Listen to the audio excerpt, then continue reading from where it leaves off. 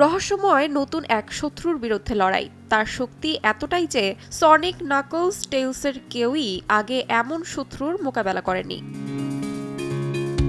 সিরিজটির তৃতীয় কিস্তিতে shadow the হেজহগ নামের এক শক্তিশালী চরিত্রের উপস্থিতি আগেই ইঙ্গিত দেওয়া হয়েছিল। তার পরিচয় এবং উদ্দেশ্যই এবার মূল আকর্ষণ। শ্যাডো চরিত্রটি সনিকের পুরোপুরি বিপরীত। সনিক যেখানে পরিবার ও বন্ধু পেয়েছে, সেখানে শ্যাডোর জন্য রয়েছে কেবল দুঃখ ও কষ্ট।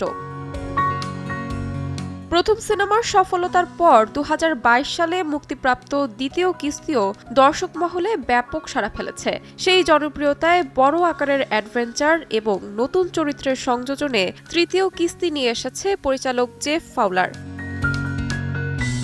সনিকের চরিত্র, মজার কাহিনী ও অ্যাকশন ভিত্তিক দৃশ্য দর্শকের মাঝে ইতিমধ্যেই জনপ্রিয় হয়ে উঠেছে। দর্শকের প্রত্যাশা আগের ২ সিজনকেও ছাড়িয়ে যাবে সনিক দ্য হেজহগ 3। তাহমিনা তন্নি, সময় সংবাদ।